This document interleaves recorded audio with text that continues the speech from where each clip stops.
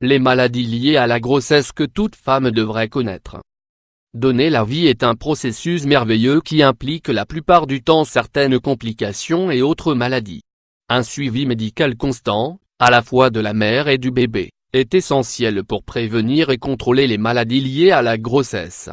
Chaque organisme est différent, donc une grossesse implique aussi parfois des complications, des maladies et des risques.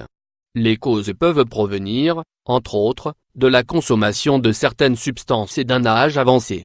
Si vous envisagez d'avoir des enfants, il est important que vous connaissiez les maladies qui sont liées à la grossesse.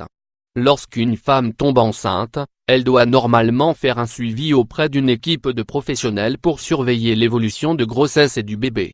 Si elle ne le fait pas, certaines maladies liées à la grossesse pourraient se développer et nuire à sa santé mais aussi à celle du bébé. Découvrez dans cet article les principales maladies liées à la grossesse. 1. L'anémie. L'anémie est l'une des maladies les plus courantes pendant la grossesse. Elle se caractérise par une diminution importante des globules rouges. Cette maladie provoque une carence en fer dans le sang, un minéral qui n'est pas produit par le corps et qui doit être obtenu par la consommation de divers aliments. Les symptômes de l'anémie sont généralement peau pâle, fatigue extrême, tachycardie et troubles dans la croissance du bébé. Le traitement le plus recommandé consiste à prendre des suppléments de fer, de la vitamine B12, de l'acide folique ou de réaliser des transfusions sanguines. 2. La rubéole. La rubéole se manifeste par de nombreux signes tels que la toux, les maux de tête, et la fièvre. Elle peut aussi s'accompagner d'une conjonctivite, d'une inflammation des ganglions du corps et d'éruptions cutanées sur le visage.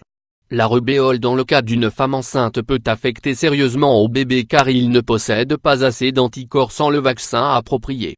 D'une part, si la mère n'est pas immune à la rubéole, elle doit absolument éviter tout contact avec les personnes atteintes par cette maladie. D'autre part, si vous attrapez la rubéole, le médecin pourra vous prescrire un traitement à base d'immunoglobulines. Par ailleurs, une femme enceinte atteinte de rubéole devra être vaccinée après l'accouchement afin de prévenir de possibles rechutes. 3.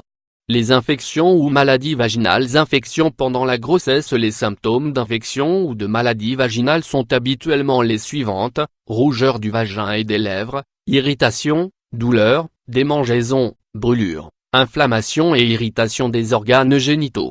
La prédisposition à être affecté par ces troubles est généralement liée aux changements hormonaux. Cependant, ils n'affectent pas le bébé, parce que l'utérus est un compartiment fermé qui empêche le passage de toute bactérie dans le corps. L'important est de les identifier si les flux sont anormaux et de consulter un spécialiste pour traiter l'infection le plus rapidement possible. Les traitements médicaux les plus efficaces sont les probiotiques vaginaux, les antifongiques locaux ou les bactéricides et les lactobacilles. Ceux-ci permettent de rétablir l'équilibre de la flore vaginale.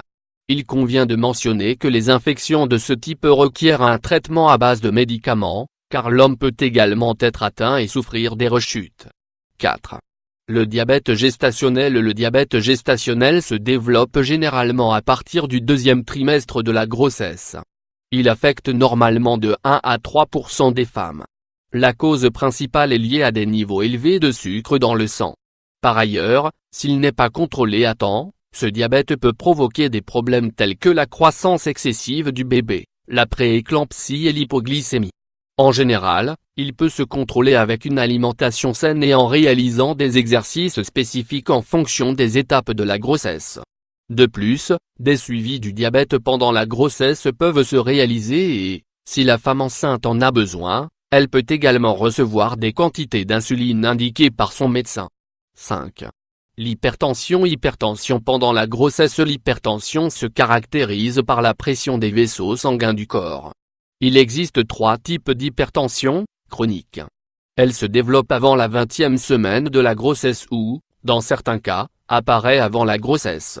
Parfois, une femme enceinte peut se rendre compte qu'elle a de l'hypertension chronique lors de son premier examen prénatal. Gestationnel.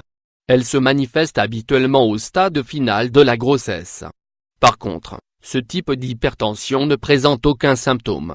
Hypertension induite par la grossesse, ou prééclampsie, toxémie. Elle peut survenir à partir de la 20e semaine de gestation. Cette hypertension modifie les protéines dans l'urine et le sang. 6. Infection streptococcique du groupe B. L'infection streptococcique est liée à certaines bactéries qui se logent dans l'intestin, dans le rectum et dans le vagin. La plupart du temps, elle affecte les nouveau-nés. Environ 25% des femmes sont atteintes par le streptocoque du groupe B. Et si elles le transmettent à leur bébé, cette infection peut provoquer une septicémie, une pneumonie et une méningite. Symptomatologie.